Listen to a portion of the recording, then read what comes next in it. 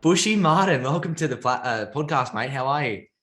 I'm awesome, mate. Been looking forward to catching up with you for ages, Jordan, and can't wait to have a great chat about property. I know, mate. Last time we had a chat was on your podcast, Realty Talk. So it's always a pleasure to jump on board and have a little chit chat about personal things. Now, mate, you're a very wise and experienced investor, and I'm so excited for today because there's been some phenomenal feedback about you in the space and what you do and what you provide for your clients, and just the whole consensus has been extremely positive. So I'm really excited to delve into a few things. And I know you've like your past and your history, and you've had a couple of opportunities to have a crack, and probably seen a lot in your time as well. So I'll be super interested to see, how your philosophy has sort of changed over time. But I guess if you did have, a personal philosophy on building out a property portfolio, what would it be? Yeah, well, I guess I've got to start by saying, mate, that property is actually the last thing I consider because for me, it's actually all about time. And wealth is really about having free time on your hands and having the freedom to do what you want when you want. So my philosophy, I actually break it down in my book, The Freedom Formula. It's about adopting what I call an income for life, wealth by stealth strategy that revolves around getting clear on what your freedom numbers are, and then pinpointing where you're at on what I call the capital growth to cash flow curve. So now people are going to be going, what the hell is Bushy talking about with all that? So let me very quickly unpack that for you, mate, so that it's a little bit clearer what I'm talking about. The income for life strategy for us is all about just creating a sustainable passive income that doesn't need us to generate it. That's no rocket science in that. And we adopt what we call a living by design, not by default approach. So we get really clear around how do we want to live? What's our ideal lifestyle look like? And then we adopt what I call a wealth by stealth approach. So to help fund that lifestyle, then all we need to do is I want to use as little of my own money to secure as big an asset base as I can, as quickly as I can, and make it as affordable as I can. And then I just use time, the tenant, and the tax man, and the benefits of compounding to do the heavy lifting. That's as simple as it gets, mate. So it all starts and ends with strategy for us.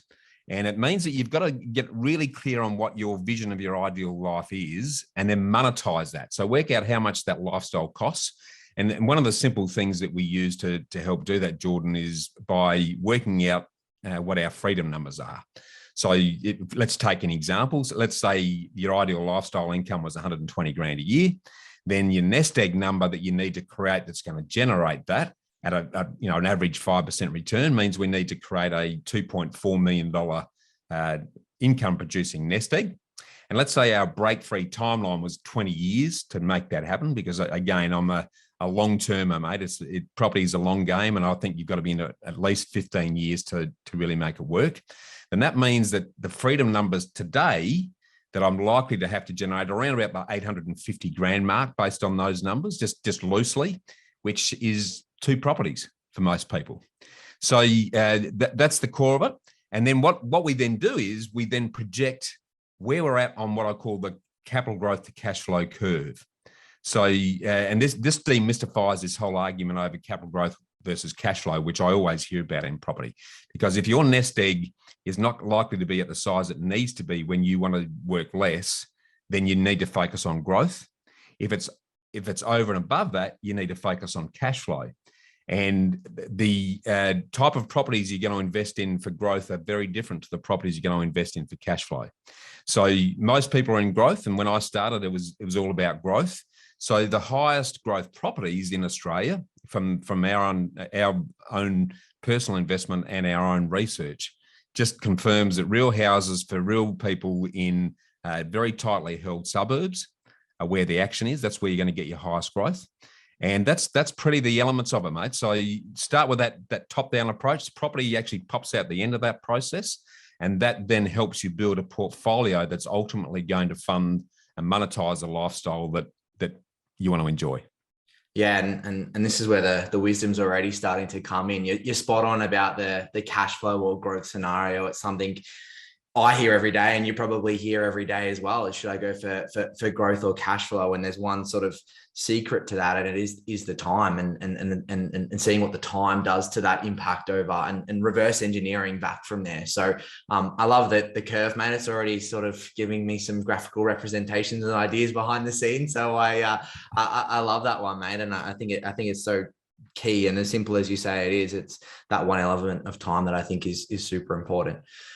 But I guess in terms of, sort of your own portfolio and everything else like that, I mean, if you had the opportunity to go back and tell yourself something when you first started building out your portfolio, what would it be?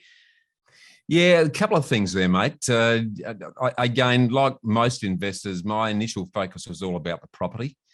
So if I had my time again, I would start getting really clear on the strategy first, because the strategy then dictates where you buy the property, what type of property you buy, what structure you put around the property. So it's really spending time on that strategy piece would be because it took me a while to get my head around that. The other thing I'd do, mate, is I wouldn't try and reinvent the wheel and try and do it all myself, which is exactly what I didn't trust anyone when I started. So, I made a lot of mistakes I didn't even know I was making early on. So invest in your knowledge, and the relationships are really key early on, because as you would know, Jordan, property, in my belief, is an elite team sport where you're not a player, you're actually the owner of the team, and you want to make sure that you've got the best independent property professionals in each and every position that are then playing to your strategy and focused on your goals. And then the final thing, again, this took me a while to work out, is that property is a game of finance, Jordan, very much so. And it's not about rate, it's about reach. And what I mean by that is that the finance structure, the finance strategy, if you do that right, that'll have a massive impact on your capacity, a massive impact on the cost of your portfolio, and a massive impact on the amount of risk that's inherent in the way you've set things up. So they'd probably be the key things that I'd change if I had time again. Yeah, I love it. Strategy, putting that dream team together. So being able to draft your own dream team, as per se, choose whatever sport you'd like, but put that team together and make sure that they work together. And then reach over rate. I like it. I haven't heard that one before, but I think it is super important. Like the borrowing capacity is what's going to be a limiting factor. And so being able to extend that reach to be able to get more makes complete sense.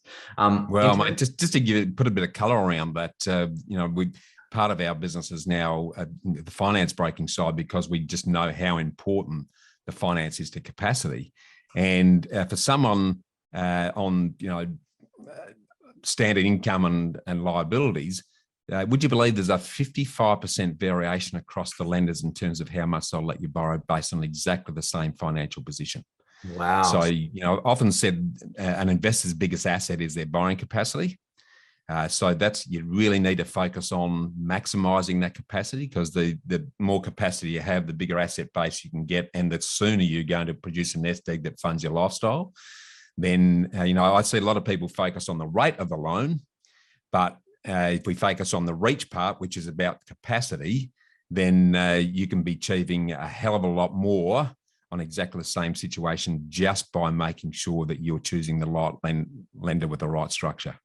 And that's why I really love what you guys do, because it's not just about getting a loan and getting the loan done and signing it off. It's that whole strategy piece. And as you said, people can do it within 2 properties. And the amount of times I hear, I want 10 properties in 10 years, you probably hear it too, or, 5 properties in 5 months, or whatever the dream is. If you bring that back and you package it all together with the strategy side of things, putting that team together, getting the finance right, 55% difference is huge. And so if you can go with another lender and, secure a better asset with an additional borrowing capacity, then you're going to be much better off with just those 2 properties than going for these extreme scenarios. Yeah, and I guess the key there too, Jordan, and something that doesn't get enough airplay, I think, is the fact that you're never going to retire on the rent from the properties. The one thing I talked a lot to investors about is that the key with property is to grow the nest egg It's not about the rental income. The rental income is there to make sure that you structure it so the property's not costing you anything while you're hanging on to it, but you'll never retire on the rent. It's never going to be enough. But if you go for growth, and then which gives you that nest egg size, and then you convert it into cash flow. So that might be a partial sell down, a reduction of debt, and then you maintain some high yielding properties or put into commercial or units and apartments at that end where it is much more high yielding. That's what's going to give you the lifestyle income that you need to sustain your lifestyle long term. Yeah, you can definitely tell that there's some wisdom there in that whole strategy piece, and converting equity into cash flow and different types of assets, selling down, eliminating debt, and building that cash flow at the end. And I guess sort of on reflecting in your own portfolio, do you feel like there's something you'd wish you'd changed in building out your own portfolio? Or was there some sort of mistake that you'd want to relay on to the listeners to help them avoid making the same mistake? Yeah, yes. So let me start with a mistake, I think. And this is a common mistake. It's certainly one that I made up front and early, and that is buying older properties in your backyard. So, a lot of us like to touch, feel, smell property and be able to drive by it. Big mistake, because, you should treat your investments as a business, not as a hobby. And, there's over 15,000 suburbs in the country, all growing at different rates. It's highly unlikely that the property in your suburb is going to be one of them. You might get lucky, but that's about all it'll be. So I'd certainly take a borderless approach rather than a backyard approach, because as you and I know, 80% of growth comes from the location, not from the property itself. And the other important part about that is the older properties. It took me a while to recognise the benefits of building new properties in tight infill blocks in tightly held suburbs. And the real benefit of the building process is that there's still very significant depreciation and stamp duty concessions that flow through from that, which means that you can very easily structure the property to be positive cash flow, so that it's having no burden on salary, savings, or lifestyle while you're holding on to it for 15 years. It's going to give you growth. So that'd probably be the key things I reckon that I'd change about my portfolio if I had my time again. Yeah, I think that's super critical, and I'm sure there'll be some listeners that get a whole bunch out of that. And then I guess on the property journey itself, it's something that I went through, and I'm guessing, well, I know that you sort of went through too, but there's this kind of transition where, you build that asset base and you feel good about your portfolio, and then, you've still got this underlying passion for property and being in the space. And when was that moment for you where you realized, well, and you might have been in property to begin with, I'm not 100% sure, but, where was that moment where you decided, okay, I've built my wealth base, I love property and I'm passionate, and now I want to sort of turn that into a career? And how did that look? Yeah, that's probably more an evolution than a moment, I reckon, Jordan, to be perfectly honest. I was an architect and project manager for nearly 20 years before sort of transitioning full time into the investment space. But the real aha moment for my wife and I, Sonia, was what I call my Kiyosaki moment. We went to in the late 90s, we went to Robert Kiyosaki conference in Adelaide. And I'll never forget him saying, Jordan, he said, as soon as you make passive income a part of your life will change. That absolutely, totally resonated. From that point on, overnight, everything that we've done since, whether it be in investment and whether it be in our businesses, has to have, and we became what I call passive aggressive. So we were aggressive about pursuing passive income streams. So that thought was in the head. We were building our own portfolio. We started, look, this always happens. Friends, family, and others start going, what are you doing? Why? How are you doing so well? How can you help me? So we started then, and at the same time, we weren't that happy with the quality of a lot of the professionals that we were dealing with. So we thought, a little bit naively, but it's worked out okay, that we could do it better ourselves.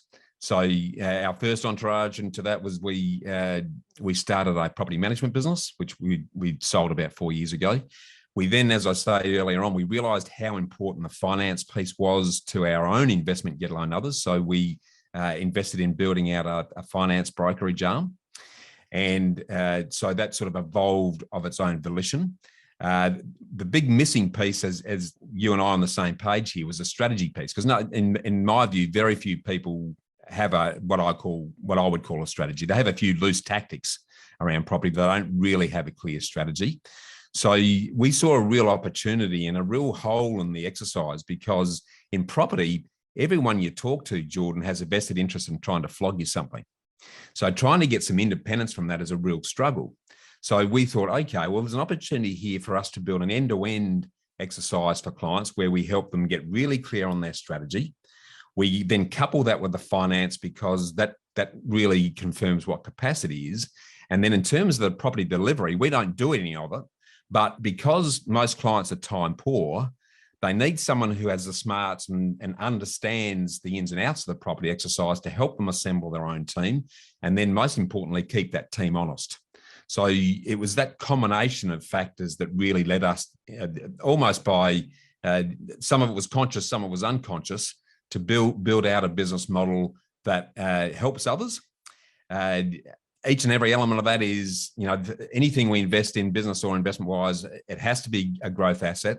It has to produce a regular income stream. It has to be scalable, and it has to be saleable. So our investment properties do that. Our current business is that. And the real joy out of all of that, mate, is that, now got the, I guess, rare privilege of having time on my hands. I just got a massive amount of satisfaction out of helping other hardworking Aussies to start securing their future by doing property properly. Yeah, it's an interesting shift, right? Because it's something you do for income prior to having a little bit more passive income and freedom financially, I'd say.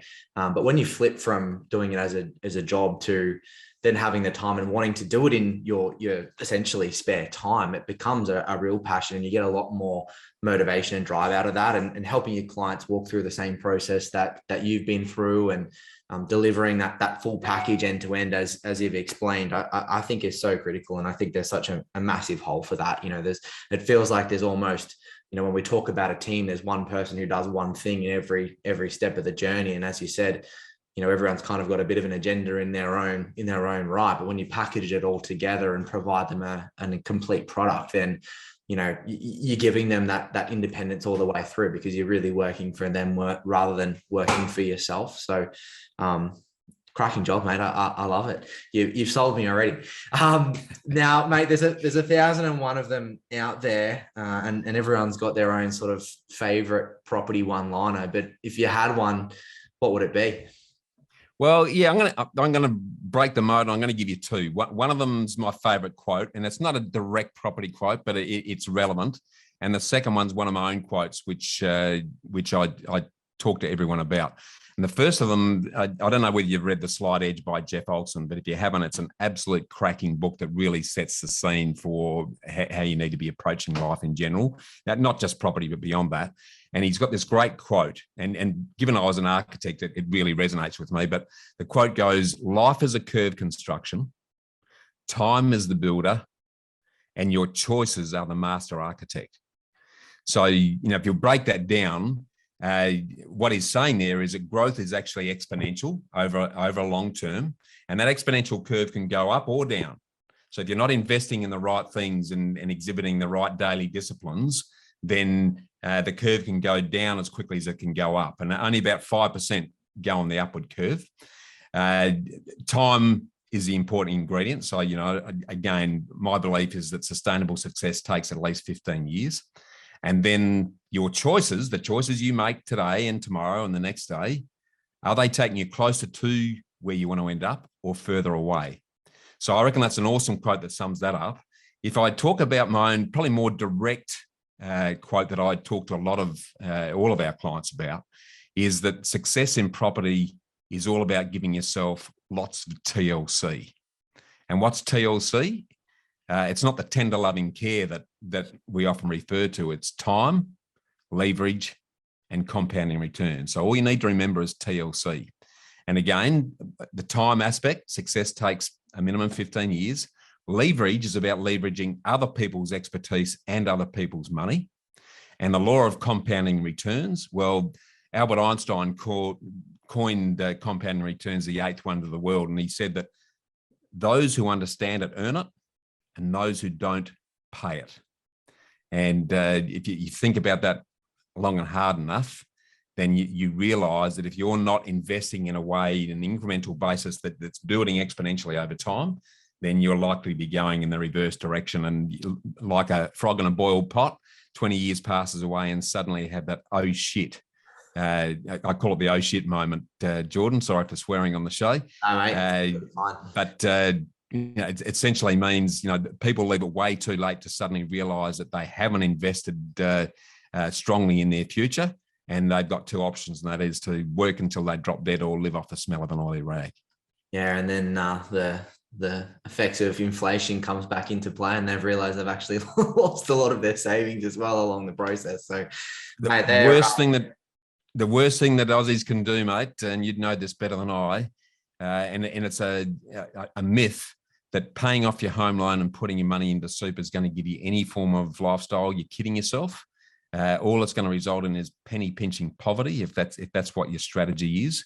If you're not investing in growth assets outside of that, then you're going to be in strife. Yeah, you're spot on, mate. And I think, probably I've heard it a few times today, but the key outcome for me of today is it really does come down to time.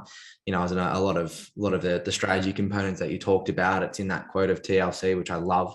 And it's a big emphasis for you. And I think it's, as you said before, it's something that doesn't get a lot of speech time, even though you said that about another topic, but a lot of airtime, sorry. But yeah, I think time is a massive component that doesn't get talked about often. And I love that you've sort of relayed that today. But Bushy, mate, it's always a pleasure catching up. Thanks for jumping on the mic with me and having a bit of a chat. It's been really insightful. So I appreciate you coming on, mate. And hopefully we can do it again sometime soon. Looking forward to it, Jordan. Appreciate the opportunity, mate.